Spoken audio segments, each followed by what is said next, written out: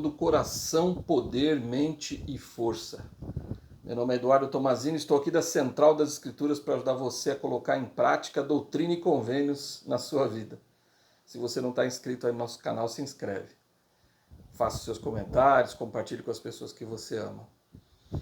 Hoje nós vamos falar sobre doutrina e convênios de 3 a 5. Essa semana a gente está estudando essas sessões, que são sessões fantásticas, mas eu quero focar na sessão 4 hoje, e especificamente em alguns versículos. Então eu queria ler esses versículos, são na verdade 3 versículos, e a gente vai conversar sobre isso. Eu quero te ajudar e eu também me ajudar. A gente aqui, quando eu faço vídeo, não quer dizer que eu estou ensinando coisas que eu sou ali o perfeitão, sei tudo, não.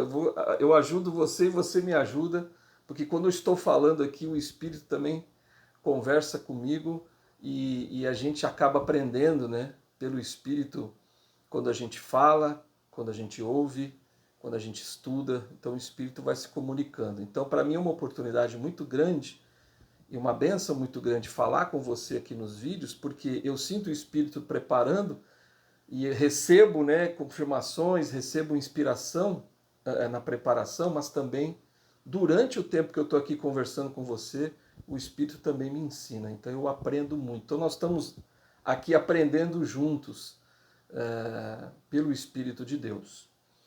Então, Doutrina e Convênios, a sessão 4, versículo de 2 a 4, diz assim: uma escritura muito conhecida, especialmente entre os missionários, né? Mas ela se aplica a qualquer membro da igreja, se aplica a você integralmente, se aplica a mim, é total, uma aplicação total na nossa vida. E diz assim: portanto, ó vós que embarcais no serviço de Deus. Todo membro da igreja, todo mundo que é batizado nessa igreja faz parte do reino de Deus na terra e embarcou num serviço, né? Então, vós que embarcais no serviço de Deus, vede que o sirvais de todo o coração, poder, mente e força. Então, essas palavras são importantes, a gente vai falar muito sobre elas hoje. Para que vos apresenteis sem culpa perante Deus no último dia. Portanto, se tendes o desejo de servir a Deus, sois chamados ao trabalho.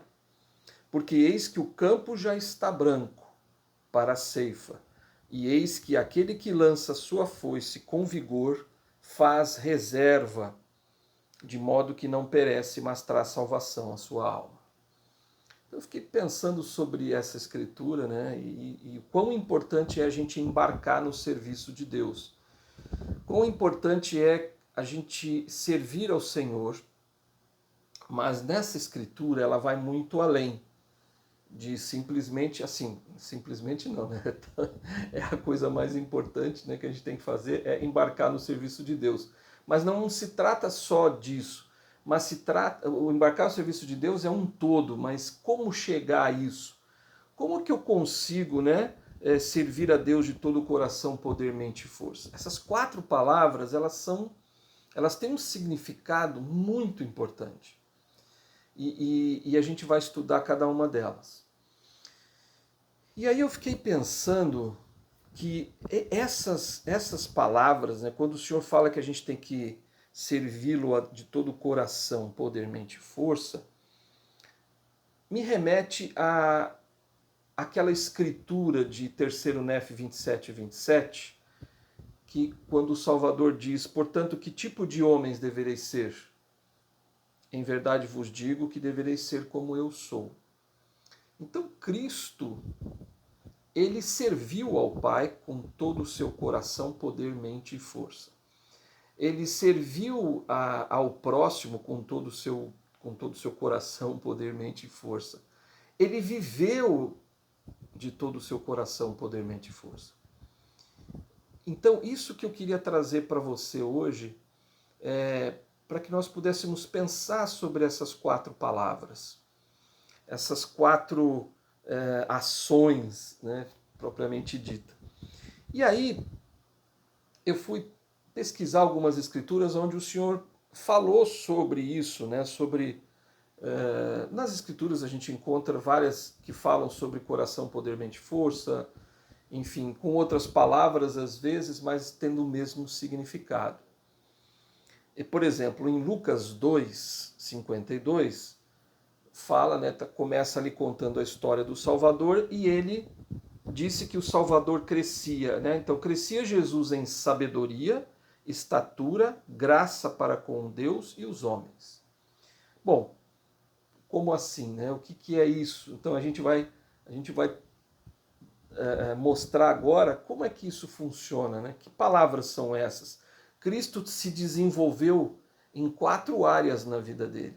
Para que ele se tornasse um ser perfeito, ele buscou um desenvolvimento nestas 4 áreas, para que ele pudesse ser perfeito em seu serviço ao Senhor, em sua vida pessoal, em sua vida como servo do nosso Pai Celestial, como filho de Deus, como o nosso Salvador. Então ele precisou essas 4 coisas. Então Cristo deseja que nós sejamos como Ele é. Então, para que nós possamos ser como Ele é, nós precisamos crescer. Acho que essa é a palavra-chave aqui de Lucas 2:52, né? E crescia Jesus. Então ele crescia em sabedoria, quer dizer, trazendo aqui para aquela escritura na mente dele. Então ele desenvolveu a mente, ele estudou, ele buscou o entendimento, a compreensão. Ele crescia em estatura, quer dizer, fisicamente, ele cuidou do seu corpo, ele se preparou, porque imagina você fazer um jejum de 40 dias, ele tinha que ter muita saúde para aguentar 40 dias jejuando, não é verdade? Então ele tinha muita saúde, então ele cresceu. Então a palavra crescer aqui é importante. Então ele cresceu em sabedoria, né, em conhecimento e entendimento. Ele cresceu em estatura, fisicamente, ele cresceu como pessoa normal, né? Foi crescendo com o passar dos anos até atingir a idade adulta, mas ele também se fortaleceu fisicamente, ele cuidava do seu corpo. Tanto é que ele, como falei, ele aguentou 40 dias sem comer. E ele cresceu também em graça para com Deus. Ou seja, aí se a gente for pegar aquelas palavras lá do versículo 2 de Doutrina e Convênios 4, o que é a graça para com Deus? É o poder espiritual. Então, o Salvador cresceu em espiritualidade, né? Guardando os mandamentos, vivendo em retidão, fazendo exatamente o que o Pai dizia que ele deveria fazer. Então ele cresceu em espiritualidade também, em poder do Espírito. Tanto é que Cristo ele tinha tanto poder espiritual que os espíritos maus fugiam quando ele aparecia, quando ele tocava naquelas pessoas. Ele controlava, né, os elementos, né, a chuva, a tempestade. Enfim, ele fez com que Pedro e seus companheiros ali pescassem, né, muito peixe. Enfim, ele multiplicou os pães e os peixes para aquela multidão. Então Cristo ele tinha poder espiritual. E o maior poder espiritual dele foi realmente conseguir realizar o sacrifício expiatório. Então essa foi realmente não ali a gente vê que Cristo coloca todo o seu poder espiritual e físico também, né, para suportar as tamanhas dores emocionais, né? Então aí vem a mente, o emocional, né? O coração, tudo fez com que ele sangrasse, né, por todos os poros. E então a gente vê que o Cristo ele cresceu em poder espiritual. E ele cresceu em graça para com os homens. E aí o que seria isso? Pegando ali Doutrina e Convênios 4:2. É o coração mesmo. O coração se refere ao amor pelas pessoas, ao nosso o convívio com as pessoas, como a inteligência emocional, vamos dizer assim, né? Como você trata as pessoas, como você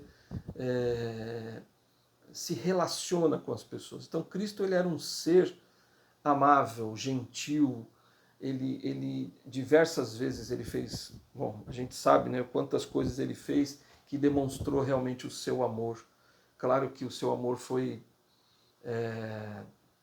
mais o seu amor foi colocado, né, mais no sacrifício expiatório, mas durante toda a vida dele, ele amava as pessoas, ele chorava com as pessoas, ele fortalecia os fracos, ele não tinha problema não discriminava ninguém, os leprosos eram discriminados, mas ele não discriminava ninguém, a mulher adúltera foi discriminada, ele não a discriminou, não a condenou.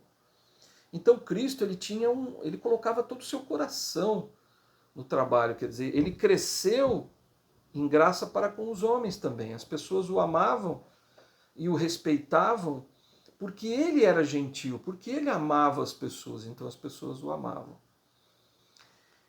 E é disso que a gente vai falar hoje. Então, o mais importante aqui é o crescer.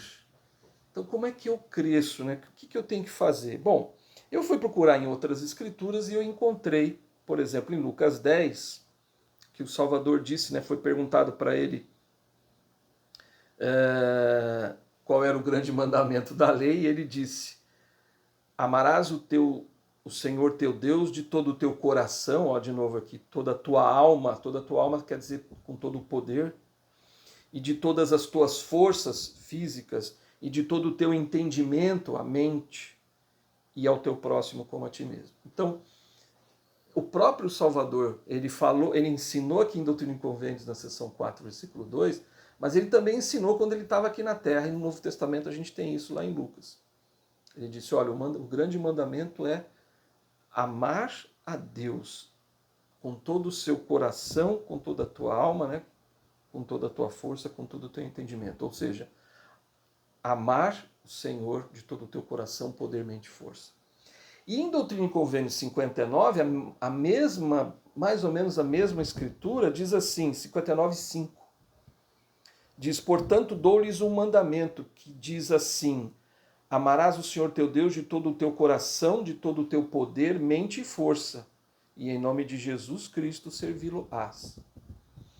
Olha só, então ele está dizendo, ó, que a gente tem que amar o Senhor nosso Deus de todo o coração, poder, mente e força. Essas 4 palavras, então, vamos dizer, são as 4 áreas que a gente tem que focar na nossa vida para que nós possamos crescer. E essa é a palavra-chave aqui, né? O crescer, como a gente viu lá em Lucas 2:52. E aí eu fui procurar algumas palavras, e às vezes nas escrituras essas palavras elas são diferentes, como a gente viu aqui em Lucas, né? Que em Lucas 10:27 falou coração, a gente já sabe que já está lá em Doutrina e Convênios 4:2, mas ele fala de toda a tua alma, que quer dizer de todo o teu poder espiritual, de todas as suas forças, é força física, e aí entendimento. Então é um outro sinônimo aqui para a mente, com toda a nossa mente, todo o entendimento.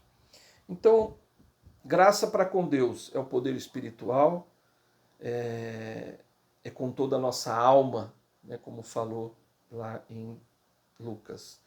Graça para com os homens é a parte social, é colocar o nosso coração, nosso amor, os nossos desejos, a nossa emoção no trabalho do Senhor e no viver para ser como Cristo é. Depois a gente viu lá em sabedoria, que é o intelecto, né? A nossa mente, o nosso entendimento. E a estatura, que é física, força, energia, que a gente precisa desenvolver, que a gente precisa crescer nisso. E eu fiquei pensando nessas 4 áreas de desenvolvimento, que isso é interessante que o mundo aí prega isso também, né? Que a gente precisa estabelecer metas em cima destas áreas. Essas são as 4 áreas básicas. E a mais importante para nós, sem dúvida, que é o centro, que é o poder, que é o espiritual. Então essa área espiritual ela é a mais importante e ela gerencia todas as outras também. Mas vamos falar delas individualmente. Então, resumindo essas 4 áreas, a área espiritual, a área física, a área social e a área intelectual. Bom, a área espiritual, então, que é todo o poder, né, como a gente viu em Doutrina e Convênios 4:2. Você pode crescer espiritualmente ao demonstrar seu amor a Deus e por a Deus e por sua disposição em viver o Evangelho, viver em retidão, guardando os mandamentos. Então, o poder espiritual, ele vem pela retidão da pessoa. Então, nós precisamos guardar os mandamentos de Deus para ter poder espiritual, para ter força espiritual, para que a nossa fé se desenvolva, para que possamos estar mais perto do Senhor. E quanto mais perto do Senhor nós estamos, mais poder a gente tem. Isso é real, é vital. Quanto mais perto. Por isso que a gente precisa ir no templo sempre. Por quê? Porque lá eu fico perto do Salvador. E quando eu fico perto do Salvador no templo, eu ganho mais poder. Então, quando eu vou ao templo, eu ganho mais poder espiritual. Então, quando você for estabelecer metas, e é legal isso, ó, aqui são as 4 áreas. Então, estabeleça metas. Já que a gente está no comecinho do ano ainda, aproveita e faça metas em cima destas 4 áreas. Pô, o que eu posso fazer na área espiritual para que eu ganhe poder no espírito, para que eu fique espiritualmente bem, para que eu tenha, para que eu consiga alcançar os meus objetivos espirituais? O que eu tenho que fazer? Talvez você tenha que fazer, aqui são sugestões, obviamente, que eu vou passar, mas, por exemplo, ler o livro de Mormon todos os dias, estudar o Vem Segue-me, ir no templo uma vez por semana, se for possível, ou em todas as caravanas que tiver, eu vou estar lá no templo, para que quando eu fique mais perto do Senhor possível. As minhas orações, como é que tem sido? Então, fazer orações com mais louvor, né? Louvar mais o Senhor ali nas nossas orações, colocar toda a nossa força nas nossas orações e conversar com o Senhor. Enfim, você pode estabelecer metas em cima da parte espiritual.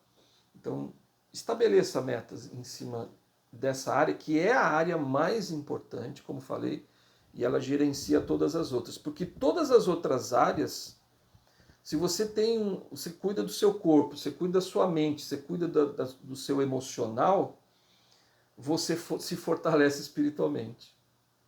E quando você está forte espiritualmente, normalmente as outras áreas também se fortalecem.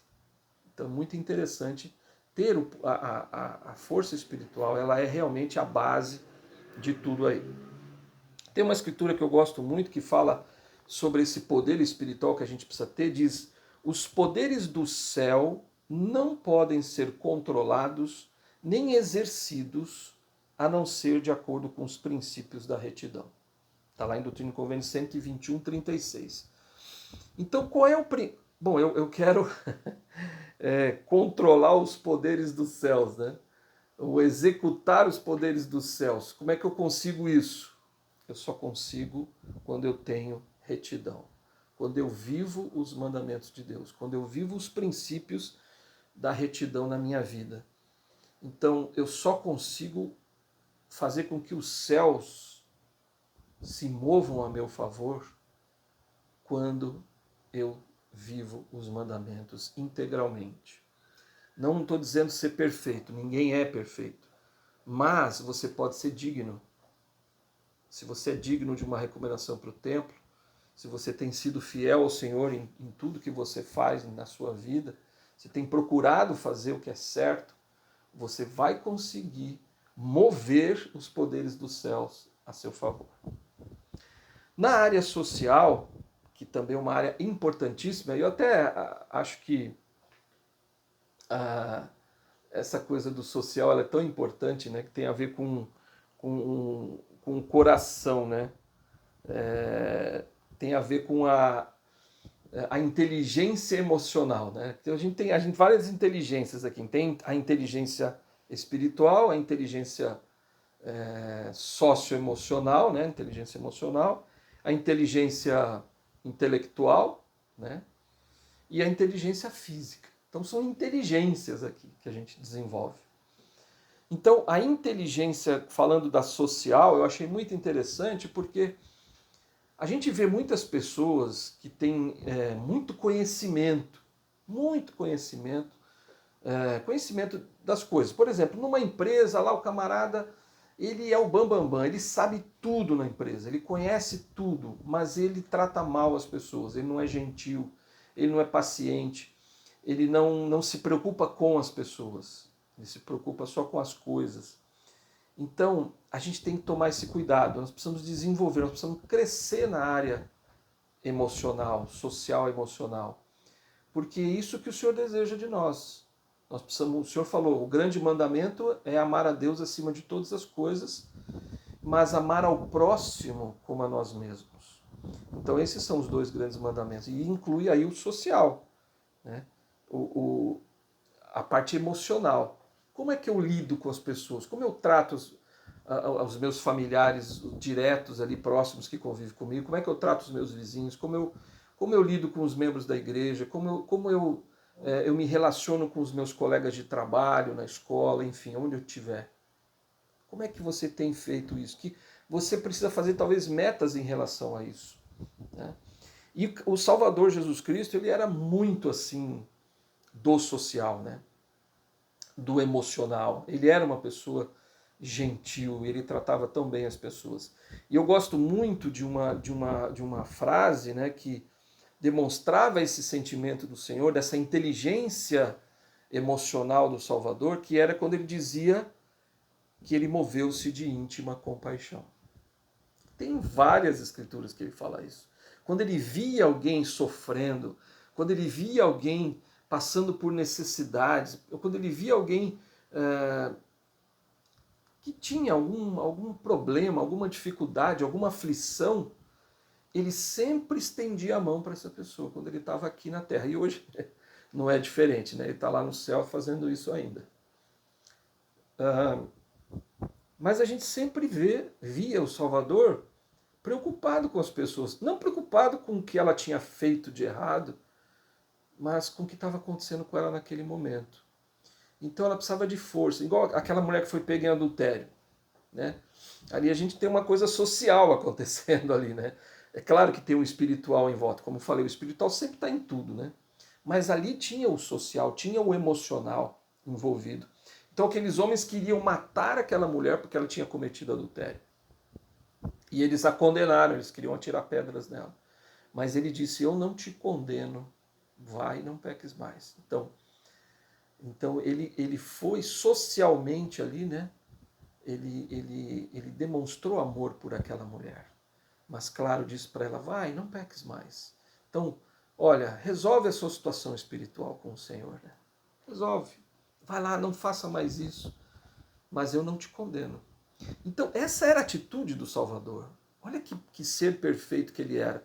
E eu gosto muito da viúva de Naim, né? Quando ele está entrando na cidade de Naim, ele vê ali as pessoas carregando aquele rapaz que ia ser enterrado, e aquela mulher, ela era viúva e tinha perdido seu único filho, e ela chorava muito. E quando o Salvador viu aquilo naquela hora, quando ele entra na cidade e vê, a Escritura diz, e vendo-a o Senhor, moveu-se de íntima compaixão por ela. E disse-lhe, não chores. E foi lá e reviveu o rapaz. Entende aqui o poder ou a inteligência emocional do Salvador, a inteligência, ele se preocupou com aquela mulher, que era viúva e estava perdendo seu único filho. Tem dor maior? Ela estava sentindo muita dor, muita aflição. E o Salvador, quando a vê, ele se move dessa íntima compaixão. Sentir íntima compaixão é, com certeza, essa inteligência emocional, esse coração que a gente lê em Doutrina e Convênios 4.2. É colocar o nosso coração, o nosso amor a serviço de Deus e a serviço do próximo. Bom, indo para a área intelectual agora, né? Então você pode fazer metas na área social aí. Cresce nessa área, faça metas em cima disso. O que eu posso fazer para ajudar as pessoas? O que eu posso fazer para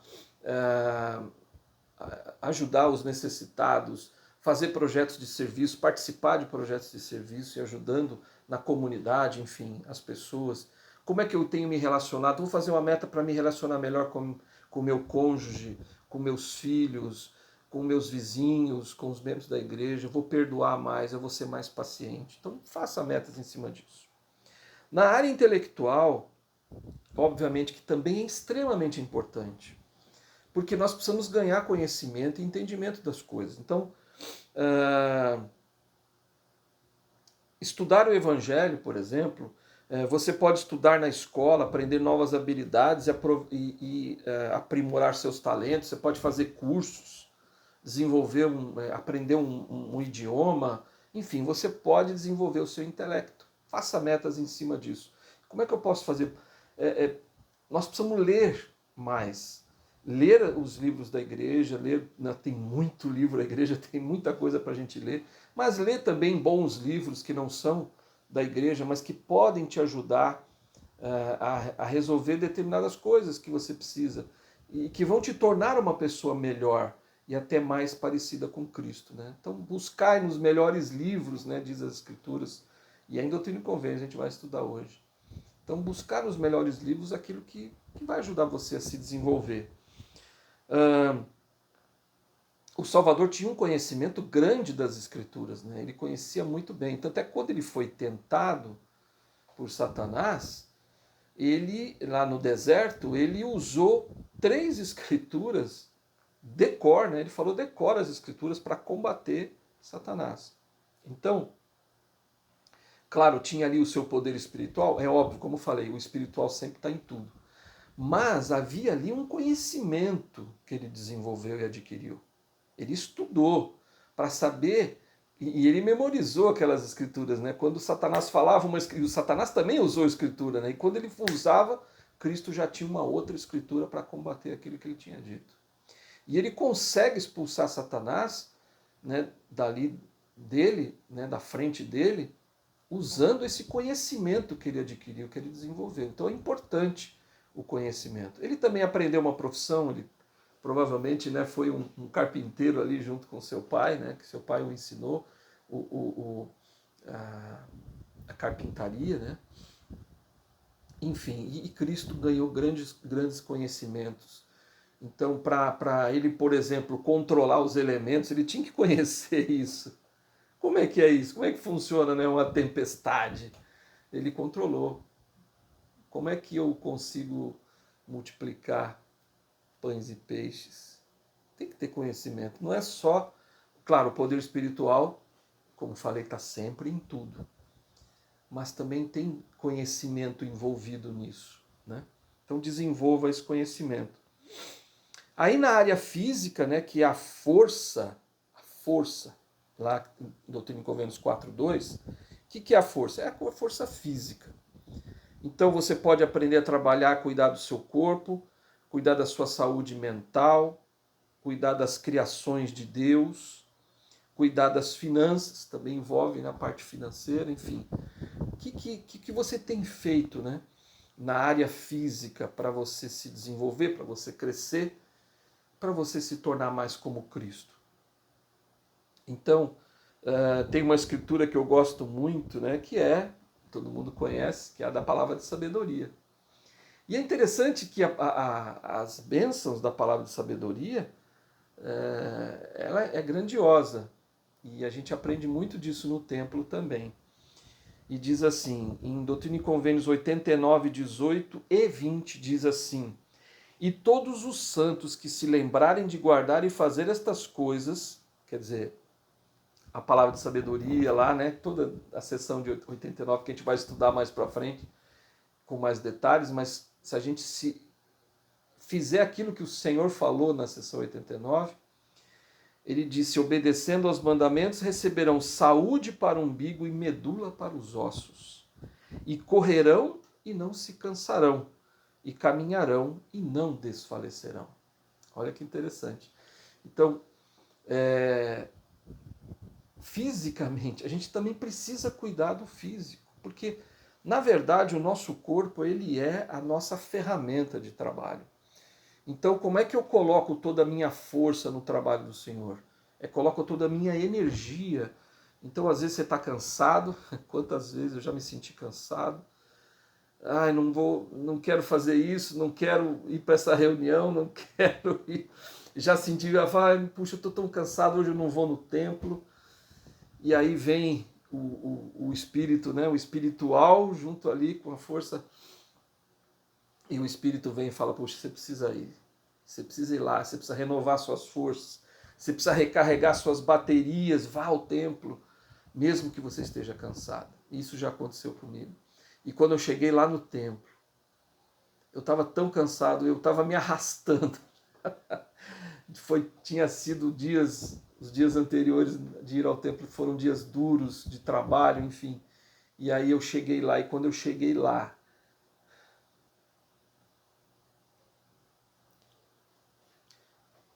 que eu vi os meus irmãos lá, e as irmãs, todos de branco.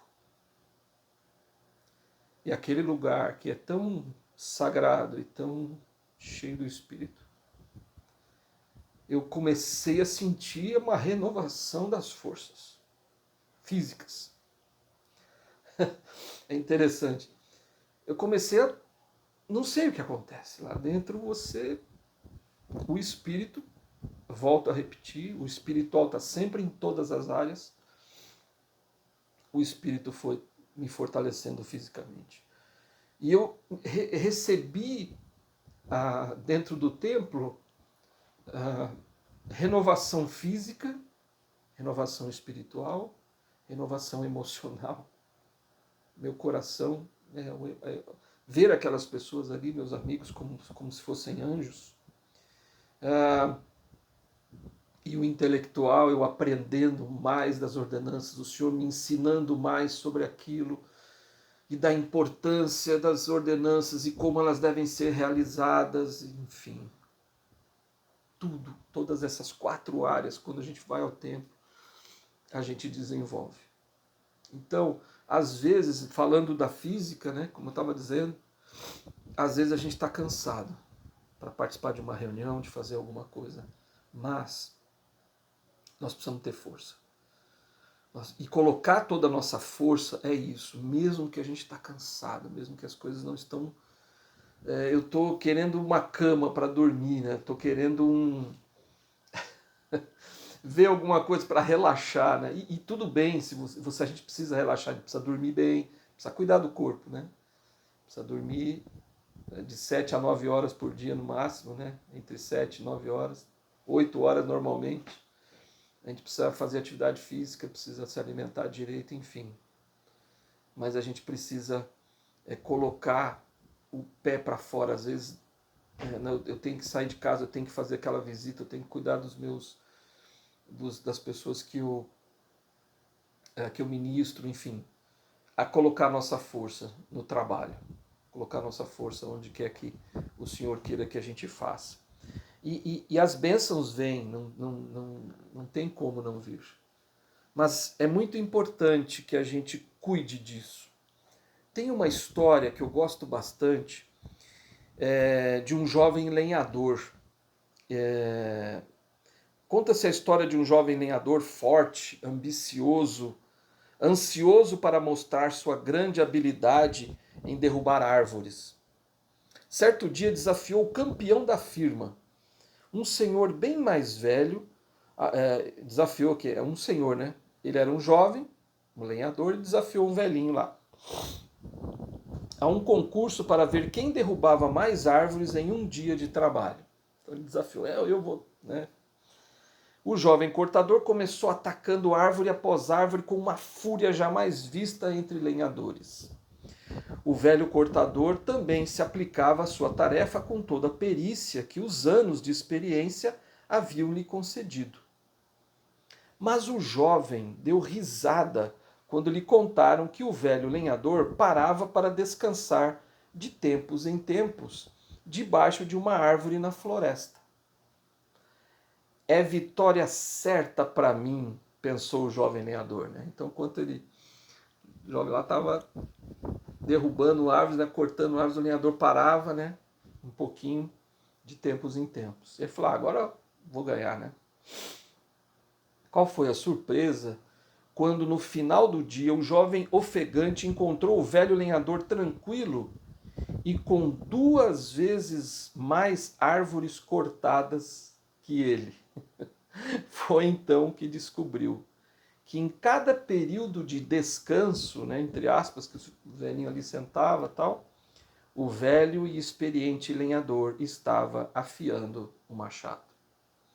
Essa é uma história muito conhecida, talvez você já tenha ouvido falar dela, né? Mas ela reflete bem isso. É como se cortar as árvores fosse o trabalho do Senhor. Você embarcou nesse trabalho. Você embarcou, eu embarquei. Nós estamos ali e nós temos que cortar árvores. Mas nós temos que parar e afiar o nosso machado. E o que significa afiar o nosso machado? É cuidar dessas 4 áreas na nossa vida. Cuidar do nosso corpo, cuidar da nossa mente, cuidar do nosso coração, né, do social, emocional, né, e do espiritual. Então a gente precisa parar. Eu preciso parar, e você também, para ler as Escrituras. A gente precisa parar para ir ao templo. A gente precisa parar e orar, jejuar. A gente precisa parar e ler um bom livro. A gente precisa parar e buscar compreender melhor as pessoas, desenvolver paciência, ser mais gentil. A gente precisa parar e pensar nisso, estabelecer metas nisso. O que eu posso fazer? Eu preciso